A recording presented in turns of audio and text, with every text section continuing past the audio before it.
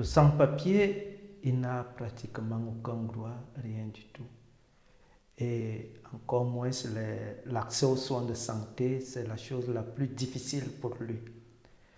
Il existe quelque part cette politique où on voudrait qu'il ait droit aux soins de santé d'aide urgente.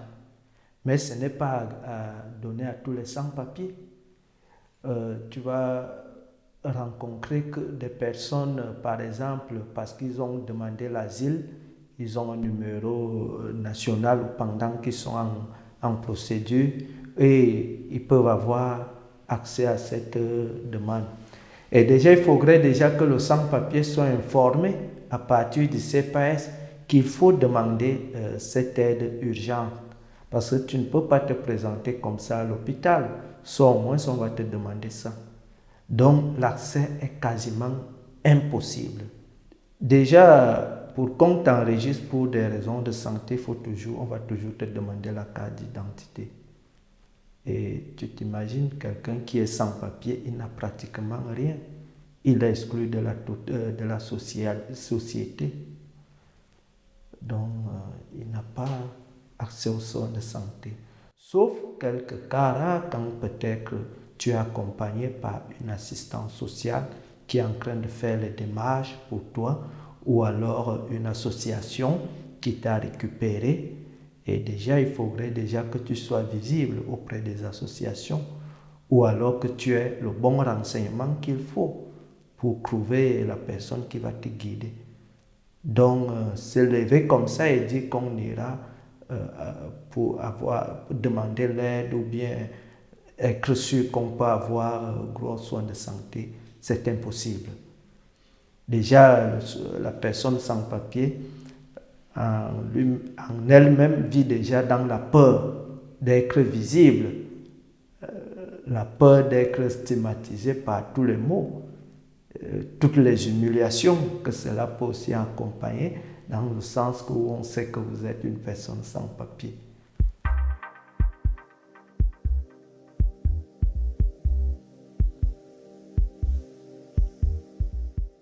Vous allez voir que vivre tout le temps dans la peur, c'est un traumatisme.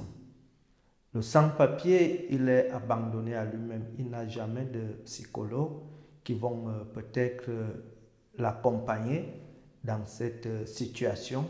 Il vit de lui-même, il ramasse les informations comme ça, comme l'homme de la rue, parce qu'il entend aussi parler. Donc le sans-papier, au niveau de l'emploi, ça aussi c'est impossible. D'ailleurs, le gouvernement fait la chasse du travail en noir. Et moi, je me suis toujours posé même cette question, travail en noir, on dit travail en noir. Moi, je ne vois pas pourquoi il parle de travail en noir. Parce que quelque part, je voudrais partir d'une image, en ce sens où quelqu'un qui travaille en noir, ça veut dire que c'est quelqu'un qui est peut-être venu nettoyer ton sol et tu lui as donné quelque chose.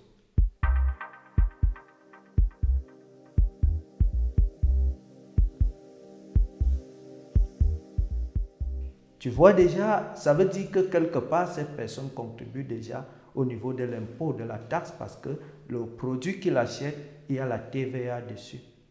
Mais elles sont toujours pourchassées comme quoi, comme étant des personnes qui travaillent en noir. Ce n'est pas pour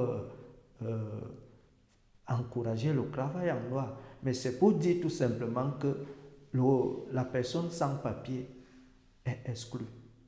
Cette politique où des citoyens sur un territoire, d'autres ont des papiers et d'autres n'en ont pas tout simplement parce qu'ils sont étrangers, mais en mal renforce davantage et empoigne encore la condition humaine, qui déjà la vie est difficile, on a toujours des hauts et des bas, et quand il faut vraiment enfoncer quelqu'un davantage, c'est quelque chose de très difficile.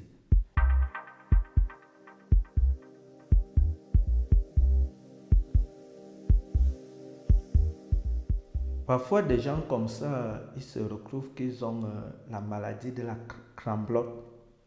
Des personnes qui ont des mains qui tout le temps tremblent et d'autres sont facilement vulnérables au niveau du tabagisme et de l'alcool.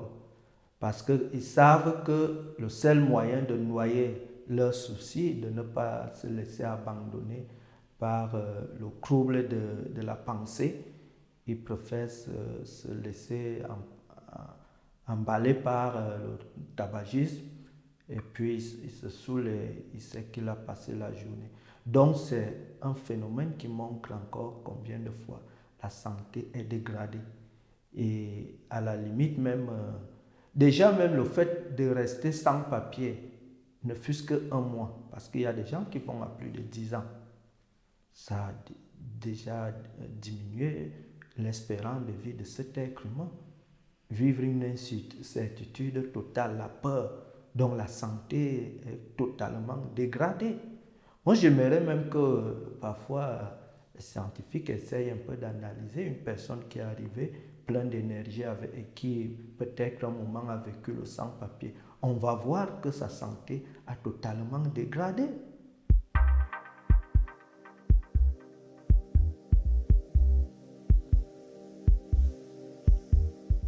Vous voyez ce courage-là où quelqu'un n'a plus peur de mourir. Il accepte s'absorber par la famine, dégrader une grève de faim qui dégrade sa santé jusqu'au micron près. Ça montre que la personne, même le bon sens, est déréglé.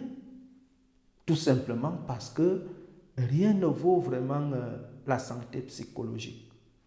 L'être humain, je crois qu'il est beaucoup plus lié au niveau de sa psychologie. Une fois que tu es touché, ta mort est anticipée. Comment est-ce que vous pouvez vous rendre compte que quelqu'un peut faire une grève de faim à plus d'une semaine et insister? Mais ça montre la gravité de cette vie de sans-papier, jusqu'à risquer sa santé à ce point. Donc c'est vraiment quelque chose. Moi, c'est aussi en même temps une interpellation au niveau des pouvoirs publics. Il faut juste un peu de bonne volonté. C'est l'humain. Et même les animaux ont des droits. On ne peut pas laisser des fois un animal qui est errant, on cherche à le canaliser. Pourquoi les personnes sont-elles abandonnées? C'est ça la question. Même s'il y a des craintes qu'on essaye de donner la vie, tout le monde a droit à la vie. Je crois que c'est le fondement même de la loi. Tout le monde a droit à la vie. Tout le monde a droit à la santé. En tant qu'être humain, c'est la première des choses.